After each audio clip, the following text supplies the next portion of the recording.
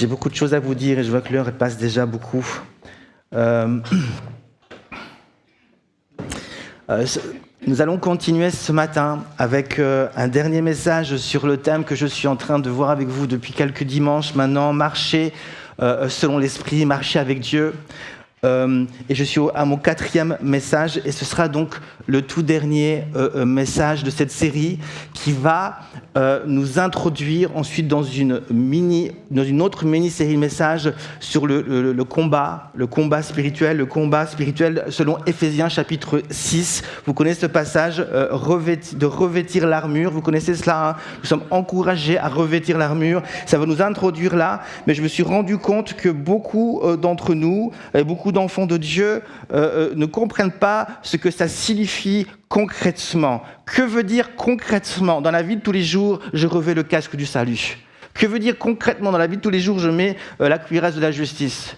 Hein, je prends l'épée de l'esprit, je prends le bouclier. Concrètement, comment j'applique ça dans ma vie de tous les jours et pourquoi suis-je appelé à faire cela? On va étudier cela les prochains dimanches, donc soyez présents si vous voulez comprendre Éphésiens chapitre 6, revêtir l'armure. Ne manquez pas dimanche prochain les prochains dimanches, mais je voudrais terminer cette série de marcher selon l'esprit.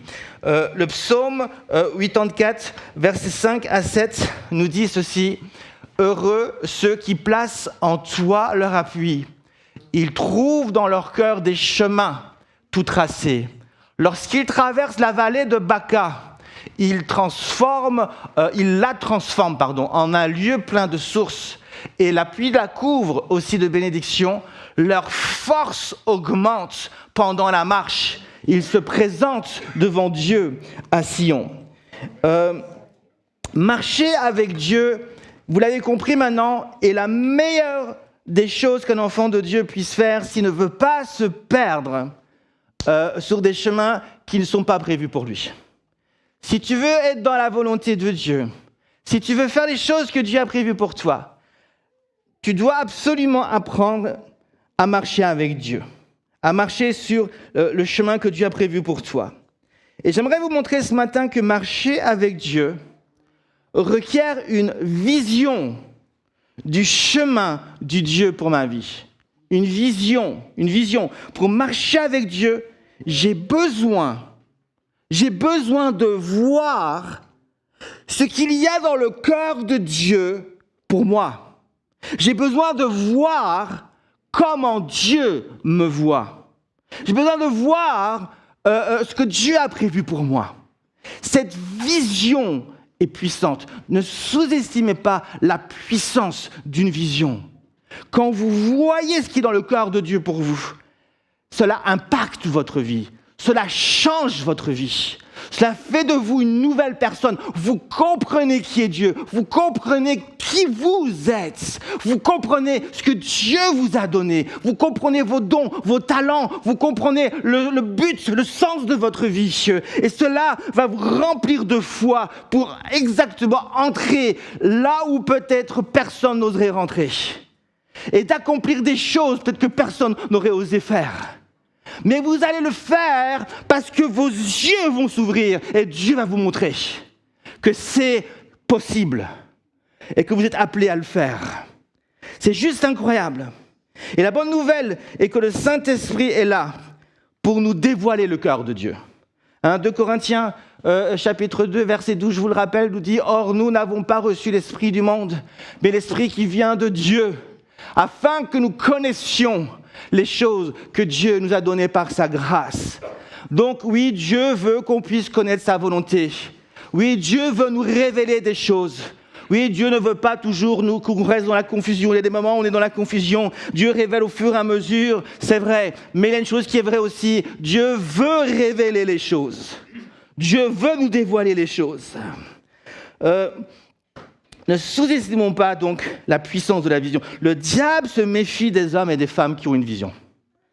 Parce qu'il sait de quoi ils sont capables. Il sait qu'ils sont redoutables. Et nous sommes appelés à être redoutables. À être des enfants de Dieu redoutables. À être une église redoutable. Vendredi soir, nous avons dit aux jeunes, on va sortir dans la rue. Et comme par hasard, il avait la moitié des jeunes qui n'étaient pas là. Alléluia. Mais ceux qui étaient là, on s'est levé, on est parti dans les rues et c'était redoutable. Ceux qui étaient là, amen. Les jeunes qui étaient là, on a vécu quelque chose d'incroyable.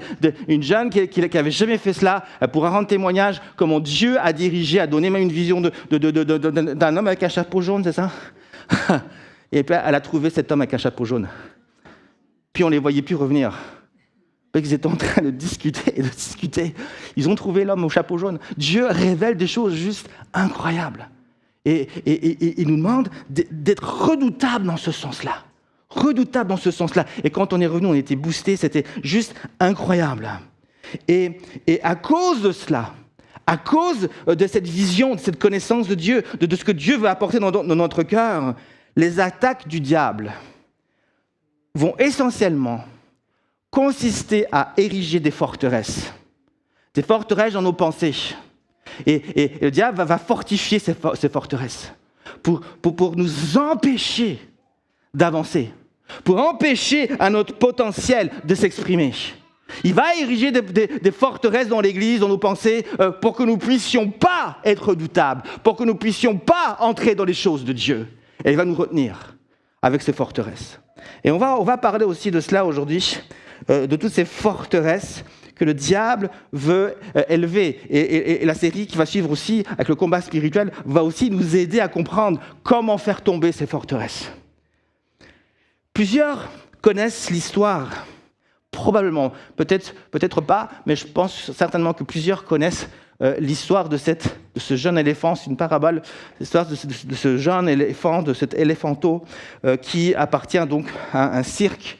Et puis, à chaque fin de représentation, le cirque était enchaîné avec une chaîne sur un petit poteau. L'éléphanteau, le petit éléphant. Pas le cirque. Donc le jeune éléphant. C'est bien, vous me suivez. Je voulais voir.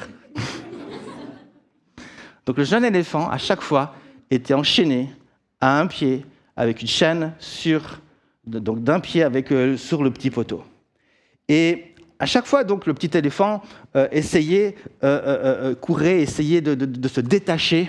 Puis on peut imaginer l'éléphant qui court. Puis soudainement, la chaîne qui se tend, il est retenu en arrière, il tombe, et de nouveau, il se relève, et puis il essaie à nouveau de sortir, de se détacher de cette chaîne qui le tenait lié à un petit poteau en bois. Mais il n'y arrivait pas parce qu'il était jeune, il était petit, malgré que déjà, un petit éléphant, c'est robuste, mais il n'y arrivait pas. Il n'arrivait pas à se détacher de cette chaîne et les jours vont passer et à chaque fois, il va essayer. À chaque fois, il va essayer de se détacher de cette chaîne. Et à un moment donné, il va se résigner. Il va se résigner et il va accepter l'information que la chaîne et le poteau étaient plus forts que lui. Donc, il va se résigner. Et à partir de ce moment précis, à chaque fois qu'on enchaînait le petit éléphant avec cette chaîne sur le poteau, il ne va plus rien tenter. Parce qu'il y avait une information qu'il avait intégrée avec le temps et les coups. Le poteau et la chaîne sont plus forts que moi. Le poteau et la chaîne sont plus forts que moi, donc ça ne sert à rien de tenter quoi que ce soit. J'y arriverai pas, je ne suis pas capable. Le temps va passer. Vous connaissez cette histoire, l'éléphant va grandir, l'éléphant va devenir robuste, l'éléphant va devenir fort, ses muscles sont saillants, il est extrêmement puissant. Et à nouveau, il est attaché sur ce petit poteau. Et maintenant, il est évident pour tout le monde qu'il suffit d'un coup pour que la chaîne éclate. Il suffit d'un coup pour que le poteau soit arraché du sol. Mais l'éléphant reste figé, il ne bouge pas dès qu'on l'attache. Pourquoi ? Parce qu'il a cette information qu'il a intégrée petit. Le poteau et la chaîne sont plus forts que moi. Le poteau et la chaîne sont plus forts que moi. Alors il ne tente rien. Et on se rend compte que cette information, cette pensée, en réalité était ce qui le liait. Ce n'est plus la chaîne en métal qui le liait, mais cette pensée qu'il avait intégrée. Et qui, maintenant, était devenu un mensonge dans sa vie. Et ce mensonge lui disait « Tu n'es pas capable de te détacher de cette chaîne. Tu n'es pas capable d'arracher ce poteau. Alors reste tranquille. Et c'est ce qu'il va faire. Est-ce que vous vous rendez compte de la puissance d'une pensée, de la puissance d'une information, de la puissance d'une parole qu'on intègre, dans laquelle on met notre confiance dedans? Et j'aimerais vous dire qu'aujourd'hui, le diable combat l'Église et son combat consiste à ériger et fortifier des forteresses en nous. Des forteresses qui nous rendent prisonniers dans nos pensées. Beaucoup d'enfants de Dieu sont prisonniers par des pensées, par des mensonges. Ils croient à cause de ces pensées qu'ils ne sont pas capables. Ils croient à cause de ces pensées que rien ne va changer dans leur vie. Ils croient dans leur cœur que oui, Dieu est grand, mais que Dieu est limité pour eux. Et qu'il y a des choses dans leur vie qui ne peuvent pas changer. Combien de personnes ici se sont résignées pour certaines choses? Tu as combattu, tu as voulu voir des choses changer dans ta vie, dans des domaines en particulier. Tu n'as rien vu changer. Et à un moment donné, tu t'es résigné. Tu te dis, c'est pas possible, j'y arriverai pas, les choses ne vont pas changer. Et forcément, tu vas chercher un autre chemin, qui sera plus facile peut-être, qui te demandera de combattre différemment. Et le diable combat encore aujourd'hui de cette façon-là. Il érige des forteresses dans nos pensées, dans l'Église. Il agit de cette façon. Et j'aimerais ce matin mettre en lumière ces choses afin de nous aider à marcher avec Dieu et que plus rien vraiment ne puisse nous empêcher de vivre la gloire de Dieu. Amen. La Bible nous enseigne donc que Dieu a un chemin pour moi. Il y a une route pour moi. Mais c'est quoi concrètement ce chemin? C'est quoi concrètement cette route? Ce chemin représente pour moi la vision de Dieu pour moi, son plan, sa direction, ses œuvres, ses dons qu'il a pour moi. Et le but du chemin, ou d'un chemin, d'une route, c'est de frayer un passage pour que je puisse suivre une certaine direction, afin d'arriver à une certaine destination. Le but d'une route ou d'un chemin, c'est de m'emmener d'un endroit à un autre endroit sans que je me perde. Et Dieu, comment il fait? Il me révèle ses œuvres. Il m'équipe avec des dons, des talents. Il fait une œuvre dans ma vie. Et c'est de cette façon-là que Dieu va me conduire et qui va me diriger. C'est le chemin de Dieu pour ma vie. C'est ce qu'il fait dans ma vie. C'est ce qu'il me donne. C'est la vision qu'il a pour moi. C'est la direction. C'est comme ça que Dieu me conduit. C'est comme ça que Dieu agit dans ma vie. Et ce chemin, bien sûr, va aussi me donner de la sécurité. Nous sommes en sécurité comme nous sommes sur le chemin. Je me rappelle, quand j'étais plus jeune, en Belgique, nous étions dans le groupe de jeunes. Nous étions dans les Ardennes belges. Et nous étions dans un chalet dans la forêt là-bas. Et c'était l'hiver. Et on a décidé de faire une promenade à un moment donné dans la forêt. Et on a décidé à un moment donné de sortir du chemin. Alors on est sorti du chemin. Et puis dans mon zèle, je commençais à être devant et à dépasser tout le monde. On a franchi des endroits qui étaient difficiles à franchir. Et puis beaucoup se sont découragés. Puis à un moment donné, je me suis retourné et j'ai vu que j'étais tout seul. Plus personne derrière moi. Et là, j'étais perdu. Et je me sentais plus du tout en sécurité. Et la nuit tombait. Je suis dans la forêt, il fait froid. Et puis il y a toutes sortes de pensées qui viennent. Il y a les loups qui vont arriver. Et j'ai vite recherché un chemin. Et quand j'ai trouvé le chemin, je me suis senti à nouveau en sécurité. Parce que je savais que ça allait au moins m'emmener quelque part. Et j'ai trouvé un chemin et après j'ai trouvé mon chemin. Et j'ai réussi à trouver le groupe de jeunes qui n'étaient pas du tout contents, mais c'était une autre... Et c'est vrai que lorsqu'on est sur le chemin de Dieu, on se sent en sécurité. On sait qu'on est là où Dieu veut qu'on soit. Et c'est important d'avoir en nous cette assurance, cette paix, que là où je suis exactement là où Dieu veut que je sois. Je suis sur le chemin de Dieu. Dieu ne veut pas que je m'égare et que j'entraîne les autres dans mon égarement.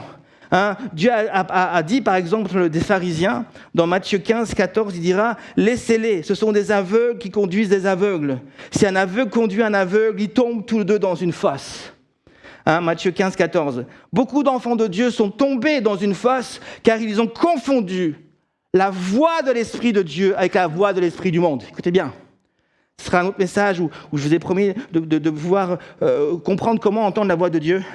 Mais le but du chemin de Dieu pour ma vie n'est pas que je tombe dans une fosse, n'est pas que je me fasse mal. Le but n'est pas que je sois sans cesse dans la confusion et le doute. Le but est la vie éternelle. Le but est une vie riche et en bénédiction et en victoire sur la terre. Le but est de me donner de l'assurance, la paix, la joie, la puissance de Dieu pour agir en son nom. Maintenant, marcher sur le chemin de Dieu ne sera pas toujours un chemin facile, vous êtes d'accord ? Jésus a dit que ce chemin serait un chemin étroit par rapport au chemin que le monde nous propose. Il est étroit en ce qu'il demande, il requiert une discipline, une consécration à Dieu. Bien sûr que le monde ne demande pas. Ce chemin peut aussi, par moments, nous conduire dans des vallées. Et la vallée dans la Bible est une image aussi de l'épreuve. Passer par une vallée, c'est passer par une épreuve. Dans le psaume 84 que nous avons lu au début, le psalmiste a découvert le chemin de Dieu, dans le cœur de Dieu. Mais ce chemin va le conduire à un moment donné dans une vallée, qu'il appellera la vallée de Baca. Et Baca, dans le texte original, vient du verbe pleurer, entre autres. Et cette vallée pourrait donc être traduite par la vallée des pleurs. Et certaines traductions traduisent justement comme cela la vallée des pleurs. Et c'est ainsi, il a été emmené dans une vallée, la vallée des pleurs. Et la vallée de Baca donc représente une épreuve de la vie qui parvient à tirer les larmes de mes yeux. C'est une épreuve qui me fait tellement souffrir. Je ne peux pas m'empêcher de pleurer. Il y a une tristesse qu'il a, il y a une souffrance qui est là. C'est la vallée des pleurs. Ce ne sont pas des pleurs de joie, c'est des pleurs de tristesse, des pleurs de souffrance. C'est une épreuve qui me fait souffrir et qui retire des larmes de mes yeux. Nous avons tous déjà connu des épreuves dans nos vies. Et ils ont réussi, peut-être tôt ou tard, à tirer des larmes de nos yeux. Il est vrai que certains pleurent plus facilement que d'autres, mais certaines épreuves peuvent être vraiment très difficiles à vivre. Et je suis convaincu que nous sommes tous déjà passés par la vallée de Baca. Et cela, souvent, va nous introduire dans une saison de notre vie difficile à vivre. Cela peut être un accident, une maladie, une séparation, un divorce, une trahison, un chagrin d'amour, un décès, un problème financier. Quelle que soit la situation, c'est difficile et nous ne parvenons pas à retenir nos larmes. Nous sommes dans la vallée de Baca. Et peut-être qu'en ce moment, certaines personnes sont dans cette vallée. Tu es dans la vallée de Baca. Mais ici, ce qui est intéressant est que c'est Dieu qui conduit dans cette vallée. Et le but n'est pas de nous abattre, le but n'est pas de nous faire souffrir gratuitement, mais le but est d'amener vraiment, au travers de notre souffrance, au travers de nos larmes, la bénédiction. Le but est de nous dépouiller de notre vieille nature pour nous revêtir de la nouvelle. Le but est de briser peut-être notre orgueil et de briser quelque chose en nous qui nous empêche d'avancer plus loin avec Dieu. C'est de briser notre puissance humaine, notre force humaine, afin de renouveler en nous une nouvelle force que nous allons puiser en Dieu seulement. Il y a donc une chose certaine, quand tu marches avec Dieu, tu ne t'épuises pas. Dieu est là pour te renouveler. Tu peux ressentir la fatigue à un moment donné, mais Dieu sera toujours là pour te renouveler. Dieu sera toujours là pour te permettre d'avancer et de marcher. Et c'est ça la différence quand tu vis une épreuve qui est permise par Dieu et une épreuve que toi-même tu t'es mise dedans par ton péché par exemple ou une attaque du diable. Mais quand c'est Dieu qui permet, il va te permettre de passer au travers. Il va te donner les forces nécessaires. Le verset dit, verset 6 et 7, lorsqu'il traverse la vallée de Baca, il la transforme en un lieu plein de sources. Et la pluie la couvre aussi de bénédictions. Et le verset 7, leur force augmente pendant la marche. Et ils se présentent devant Dieu à Sion. Le diable aime nous faire croire que trop en faire pour Dieu, et c'est la meilleure façon de nous épuiser.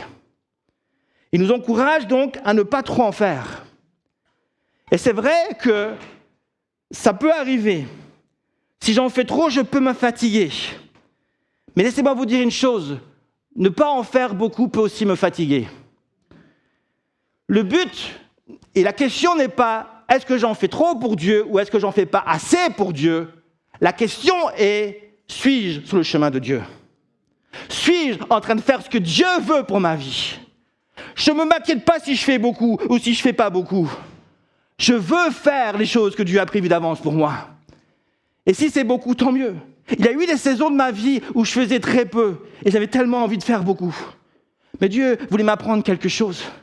Puis d'autres périodes où j'en faisais certainement beaucoup pour certains. Et certains me disaient « Arrête, stop, tu vas épuiser les autres, tu vas t'épuiser les autres. » Mais on voyait combien Dieu agissait en même temps. Parce qu'on faisait ce que Dieu voulait, on était dans la volonté de Dieu, j'étais sur le chemin de Dieu. Donc, la question est, es-tu sur le chemin de Dieu? Ce n'est pas la quantité de travail qu'il faut regarder ou même rechercher. Ce que tu dois rechercher est, suis-je sur le chemin de Dieu? Et tes forces vont être renouvelées. Tes forces vont être renouvelées. Maintenant, je vous pose une question. Comment pouvons-nous marcher avec Dieu si nous ne connaissons pas ce chemin? La première étape consiste à découvrir le chemin de Dieu pour ma vie. Où se trouve ce chemin? Il se trouve dans le cœur de Dieu. Et Dieu, par son esprit, veut me dévoiler ce chemin. Il veut déposer sa révélation et sa connaissance en moi. Le psaume 37 que j'ai cité tout à l'heure nous dit quoi au verset 4 ? Fais de l'Éternel tes délices et il te donnera ce que ton cœur désire.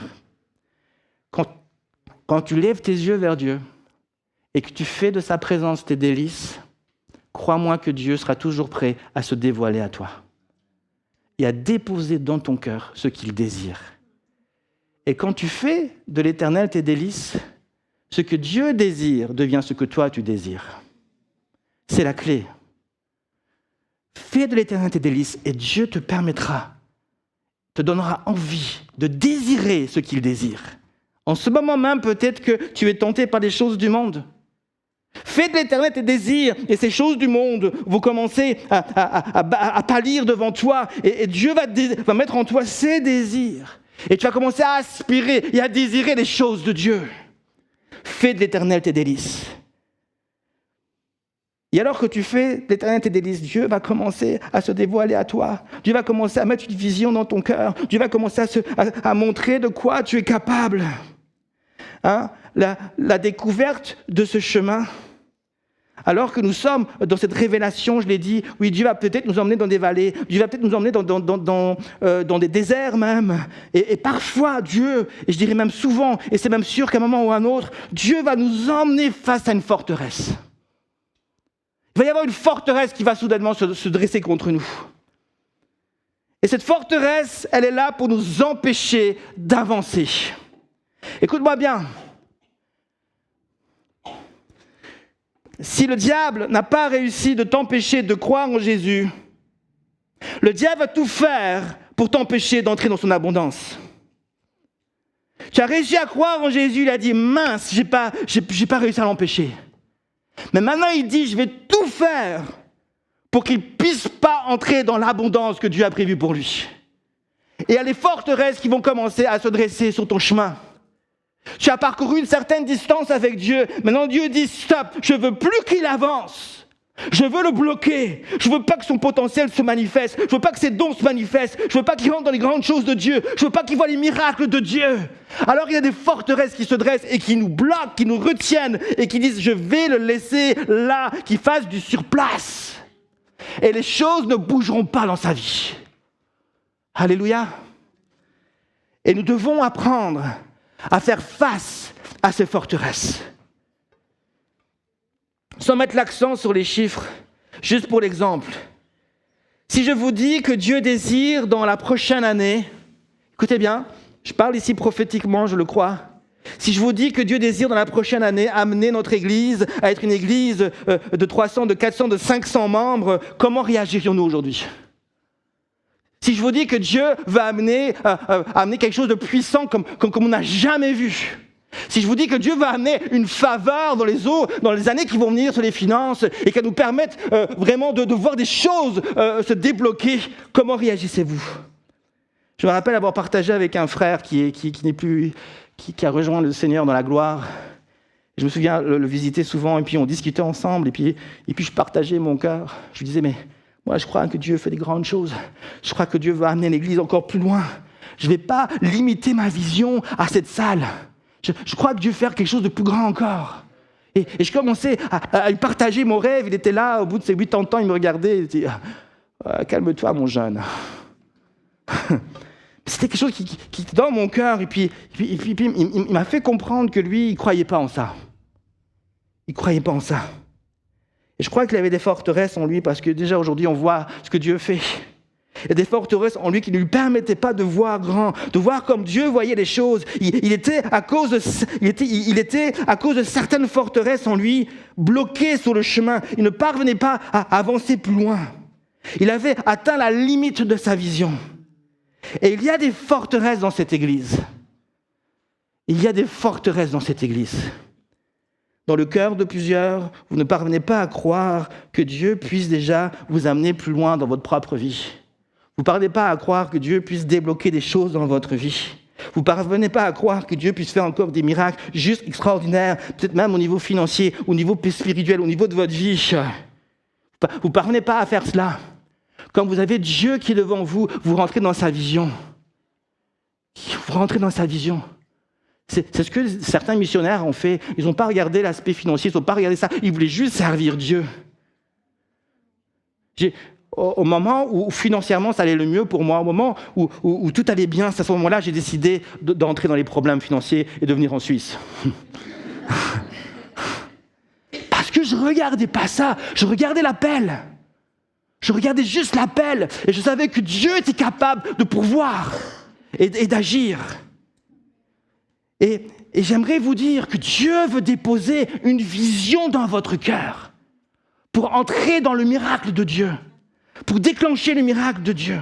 Mais il y a des forteresses, des fois, qui se lèvent et qui se dressent contre nous et qui révèlent nos peurs, qui révèlent nos craintes, qui révèlent le rejet qu'on a vécu par le passé, qui révèlent tellement de choses dans nos vies qu'on préfère dire non, je ne veux pas combattre, je ne veux pas perdre quelque chose, je ne veux pas mourir à moi-même, je préfère prendre un autre chemin plus facile.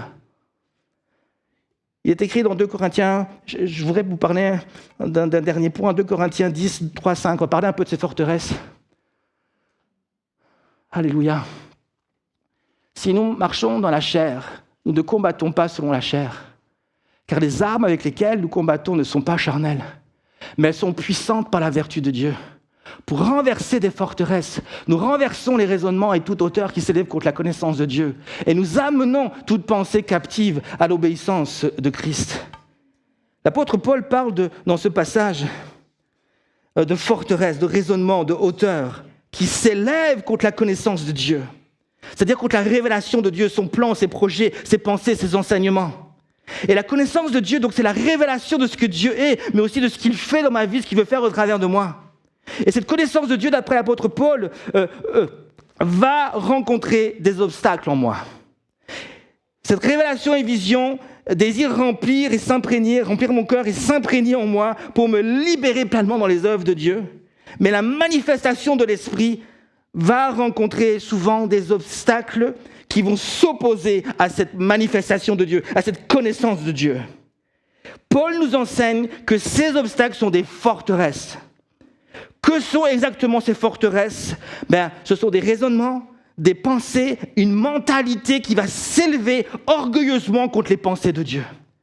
Toute hauteur qui s'élève contre la connaissance de Dieu, ici, quand l'apôtre Paul parle de cela, ça nous parle d'une manière de penser qui prend de haut la parole de Dieu, qui méprise, qui humilie, qui ne considère pas que Dieu existe, que Dieu est puissant et qu'il peut agir. Que Jésus peut tout changer. Je le dis avec la bouche, mais dans ma pensée, je ne le crois pas vraiment. Je méprise, je regarde cela de haut. Et nous apprenons dans ce passage que ces forteresses poursuivent un but précis, celui de nous empêcher de penser comme Christ pense. Ces forteresses s'opposent à la vision de Dieu pour ma vie. Ils empêchent mes pensées de s'aligner avec la vision de Dieu pour ma vie. Ils m'empêchent de me voir comme Dieu me voit. Ils m'empêchent de voir toutes les grandes et belles choses que Dieu veut faire avec moi. Mes pensées, dira l'apôtre Paul, sont captives. Elles sont prisonnières de la vaine manière de penser, provenant de la chair et du diable. Et tant que mes pensées seront captives, ma pensée n'est pas libre, je ne serai pas libre de penser comme Jésus. Et Paul sous-entend qu'il me sera impossible dès lors de marcher dans la puissance de Dieu et de manifester sa gloire.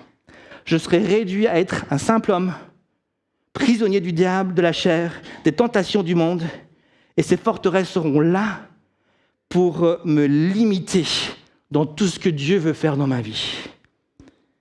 Ces forteresses seront là pour m'empêcher d'entendre et de considérer les paroles de Dieu pour ma vie. Ces forteresses seront là pour m'épuiser mentalement et par conséquent physiquement. Voilà ce qui m'épuise. Ce n'est pas d'obéir à Dieu, c'est de sans cesse douter, craindre et repasser 100 fois dans ma tête la même pensée. Je ne suis pas capable, est-ce que je vais y arriver? Je ne suis pas capable. C'est ça qui va t'épuiser. À chaque que tu penses, ça va venir cogner sur la forteresse. Je ne suis pas capable, je ne vais pas y arriver. Qu'est-ce que Dieu va faire? Et puis, non Seigneur, je vais faire ceci. Et puis tu es là sans cesse en train de ressasser les pensées 100 fois. Tu es bloqué dans ces forteresses. Tu vas là, et puis tu repars dans l'autre sens. Et puis il y a une autre forteresse qui est là. Et tu es pris en sandwich. Et sans cesse, tu redis les mêmes choses et tu te fatigues. Les forteresses sont là pour te rendre fou, pour te fatiguer, pour t'épuiser, pour venir à bout à toi. En d'autres termes, ces forteresses étouffent mon potentiel et m'empêchent de vivre l'abondance de Dieu. Le diable ne veut pas que tu entres dans l'abondance de Dieu. Le diable ne veut pas que tu sois un sarment qui porte du fruit, une graine qui porte 50, 100, 1000 pour certains. S'il n'a pas réussi à t'empêcher de croire, comme j'ai dit, en Jésus pour le salut, il va tout faire pour t'empêcher d'entrer dans l'abondance. Mais il y a des forteresses en nous, et ce mot « forteresse » nous parle de quelque chose qui est ferme, qui est enraciné, qui est solide, qui ne bouge pas. Il s'agit de raisonnements qui habitent en nous. Ces raisonnements peuvent parfois être tellement enracinés en nous que nous ne parvenons pas à discerner qu'elles sont là. Certaines personnes ont des forteresses et vous ne vous rendez même plus compte parce qu'elles font partie de vous. Elles font partie de votre mentalité. Et à cause de ça, souvent, quand Dieu parle d'une certaine manière, à cause de ces forteresses, souvent, on interprète mal la parole. Et parfois, j'entends des personnes dire « Dieu m'a parlé, Dieu m'a dit cela ». Et puis, il a eu cette forteresse qui s'est manifestée, qui était en eux. Et ils ont cru entendre parler, ils ont cru entendre Dieu dire ceci ou cela. Mais en réalité, ils se sont trompés. Ils ont mal discerné, ils ont mal entendu. Parce qu'il y a des forteresses qui sont là, qui ont besoin d'être détruites, qui ont besoin de tomber. Combien de fois, quand j'étais plus jeune, j'étais convaincu que Dieu m'avait parlé sur un domaine. Et puis à un moment donné, j'ai vu que ce n'était pas du tout cela. Et je ne comprenais pas pourquoi. Puis Dieu m'a montré qu'il y avait encore des forteresses au niveau de l'orgueil dans mon cœur qui avaient besoin de tomber. Et que ces forteresses venaient donner un mauvais sens. J'interprétais mal. Je comprenais mal ce qu'il voulait dire. Mais ces forteresses veulent tomber. Amen. Merci, mon frère. Dieu fait une œuvre dans mon frère Mustapha. Je vous dis franchement, c'est pas pour ça seulement. Je vous dis vraiment, il fait une œuvre dans son cœur. J'ai connu Mustapha au début. Je le vois maintenant qui entend un chant et qui nous emmène dans la gloire de Dieu. Dieu fait une œuvre dans son cœur. Et il est la preuve même d'un homme qui se bat et qui ne veut pas se laisser emprisonner par des forteresses. Et Dieu va encore faire des choses juste extraordinaires dans sa vie. Il n'imagine même pas. Il n'imagine même pas. Je voudrais terminer. Je voudrais conclure.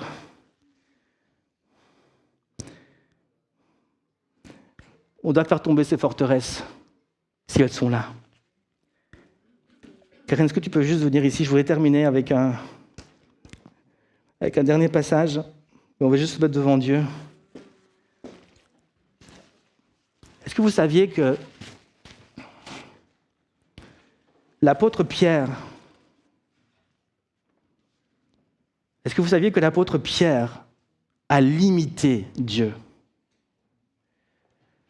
Je ne sais pas si c'est pendant des mois ou des années, je n'ai pas vérifié le nombre de mois ou d'années qu'il y avait entre l'ascension de Jésus et un passage en particulier dans Actes chapitre 10, mais en tout cas, pendant des mois, alors qu'il a entendu Jésus prêcher, il a même reçu les paroles de Jésus dans son cœur, il a limité Dieu. Parce que l'apôtre Pierre, pendant tout un temps, exerçait le ministère avec des forteresses. Comment se fait-il qu'un apôtre comme Pierre pouvait avoir encore des forteresses? C'est pourtant ce que nous découvrons dans la Bible, dans Actes chapitre 10. Pierre s'était limité, écoutez-moi bien, Pierre s'était limité à répandre l'évangile aux Juifs. Il ne voulait pas entendre autre chose.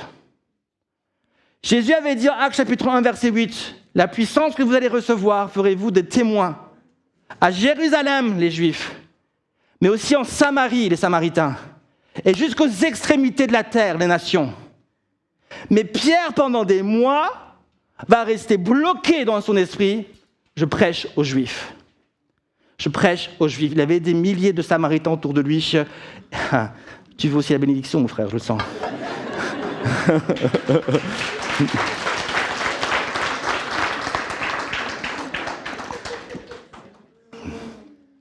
Merci Patrick, on t'aime. Et il se limite à la prédication au niveau des Juifs. Et puis Dieu fait des choses extraordinaires. La plus grande église à Jérusalem naît. Il y a des 1000 personnes qui se convertissent. Pourtant, Dieu veut faire plus encore. Dieu veut toucher les Samaritains. Dieu veut toucher les nations. Mais là, c'est forteresse en lui qui empêche Pierre de penser plus loin. Il n'accepte pas cette information. Il refuse d'entendre que Dieu puisse agir au travers de lui et toucher des Samaritains et toucher même des païens. Alors, vous savez ce qui se passe? Quand tu fais le têtu, à un moment donné, Dieu dit « Je serai plus têtu que lui encore. » Et je vais agir, je vais lui montrer. Et Dieu est obligé de frapper fort. Et Dieu, à un moment donné, va se révéler à l'apôtre Pierre pour qu'il puisse comprendre qu'il a prévu bien plus pour lui. Acte 10, alors qu'il est en train de prier, on est en train de faire à manger pour lui. Il est en train de prier, de louer Dieu. La Bible dit qu'il va être transporté dans une vision, il est en extase. Et là, il a une vision. Il voit une nappe qui tombe du ciel avec des animaux impurs selon la loi. Et Dieu lui dit, lève-toi, tue et mange. Et puis la première réaction de Pierre, c'est forteresse qui réagissent. Ah non, c'est dégoûtant. Jamais je mangerai un animal impur. La loi de Moïse l'interdit. Je ne ferai jamais ça. Puis Dieu dit, ne déclare pas impur ce que moi je déclare pur. Et ça revient 3 fois. Et là, les forteresses de l'apôtre Pierre sont bousculées. Il ne comprend pas. Il dit, c'est vrai que Dieu pense comme ça. Je n'avais jamais imaginé que Dieu pense comme ça. Il y a ces forteresses qui commencent à exploser. Et à ce moment-là, Dieu, pendant ce temps, 2 jours avant même, ou je ne sais plus combien de jours avant, il s'est révélé à un païen, Corneille, un païen, un non-juif. Et il va se révéler à lui, et puis un ange va lui dire, va chez telle personne, il a Pierre là-bas, appelle-le. Il revient de sa vision, il y a les serviteurs de Corneille qui arrivent et qui lui disent, est-ce qu'on est bien chez là où loge Pierre? Il dit, oui, je suis Pierre, que veux-tu? Dieu veut que tu ailles chez un païen prêcher.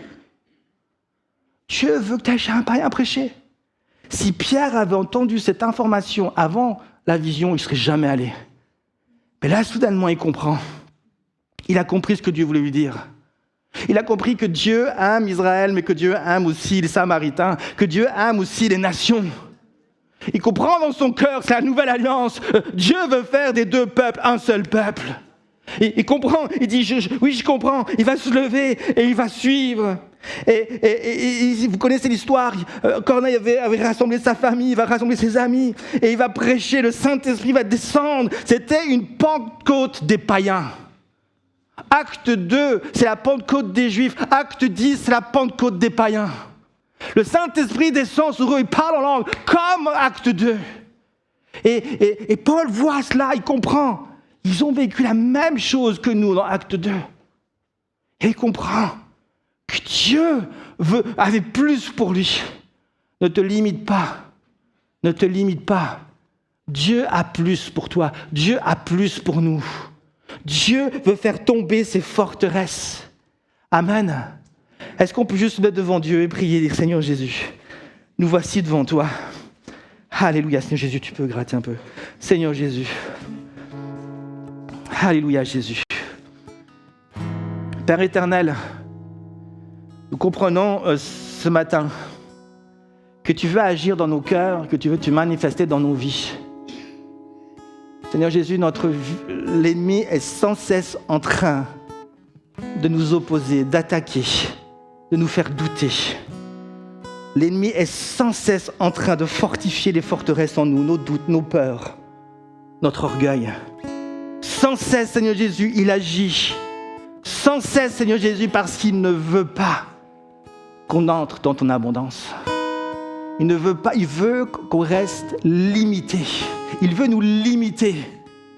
Mais Seigneur Jésus, je ne resterai pas dans la limite de ce que le diable veut m'imposer. Je lève les yeux vers toi, Seigneur Jésus. Et je déclare, Seigneur Jésus, que la vie avec toi est bien meilleure, Seigneur Jésus, que ma vie passée. Je déclare, Seigneur Jésus, que ce que tu veux faire dans mon cœur et dans la vie de chaque personne ici dépasse infiniment au-delà de tout ce qu'on peut même imaginer. Mon frère, ma sœur, ce matin, Dieu te dit, viens devant moi avec sérieux et considère ma parole ce matin. Je suis en train de te dire que tu t'es limité dans beaucoup de choses, mais qu'aujourd'hui, je veux t'emmener plus loin. Je veux t'emmener plus loin. Laisse-moi agir, saisis la pensée. Tu n'arrives pas à penser comme je pense parce que tu es emprisonné. Alors tu penses comme les gens du monde, tu penses de manière limitée. Mais maintenant, reçois ma parole, reçois mes promesses, reçois-les dans ton cœur et commence à penser comme moi je pense. Et tu verras ces forteresses tomber, tu verras le miracle arriver, tu verras ma puissance venir. Tu te dis, mon mari ne changera jamais, ma femme ne changera jamais, mes enfants ne changeront jamais. Arrête de penser comme ça, Dieu veut agir. Tu te dis, oh, financièrement c'est difficile, j'y arriverai jamais. Arrête de penser comme ça, Dieu pourvoit. Tu te dis, mais Seigneur Jésus, qu'est-ce que je vais faire? Seigneur Jésus, les temps sont difficiles. Seigneur, on entend des bruits de guerre. À quoi ça sert de servir encore Dieu? Non, nous sommes au contraire dans un temps où Dieu veut agir, faire des miracles, des choses extraordinaires. Seigneur Jésus, je crois qu'il y a encore de nombreuses personnes à Lausanne et ailleurs qui ont besoin d'entendre parler de l'Évangile, qui ont besoin d'être sauvés. Que ce soit cet homme avec son chapeau jaune, je pense qu'il y en a encore plein d'autres. Chapeau jaune, chapeau rouge, chapeau violet. On ira vers tous ceux qui ont des chapeaux, alléluia. Et on leur prêchera l'Évangile. Saint-Esprit, viens. Viens. Viens, Jésus. Alors que tu es au plus bas, alors que tu es dans la vallée de Baca, c'est à ce moment-là qu'une décision vient à toi. Soit j'abandonne et je cherche un chemin plus facile. Soit je reste dans mes pleurs, je prie et je laisse Dieu agir. La Bible dit, il te la transforme en lieu de bénédiction.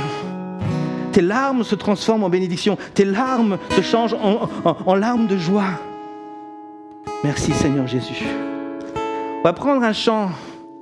Et pour ceux qui le veulent vraiment, je vous demanderai de vous lever, s'il vous plaît, est-ce qu'on peut se lever? Ceux qui le veulent, vraiment de venir ici devant. Et je ne vais pas forcément, juste pour vous venir ici devant et dire, Seigneur Jésus, je me positionne ici devant. Et je déclare que je crois en toi, Je refuse tous les mensonges dans mon cœur. Je refuse tous les mensonges qui m'empêchent d'avancer, Seigneur Jésus, dans tes promesses, dans tes bénédictions. Ce matin, je m'avance ici devant et je déclare dans mon cœur que tu agis dans ma vie. Ceux qui le veulent, qui ressentent peut-être le besoin de le faire. Alléluia, Jésus.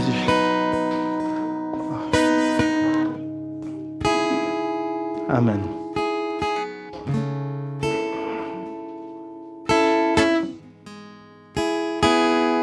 Louons le Seigneur ensemble.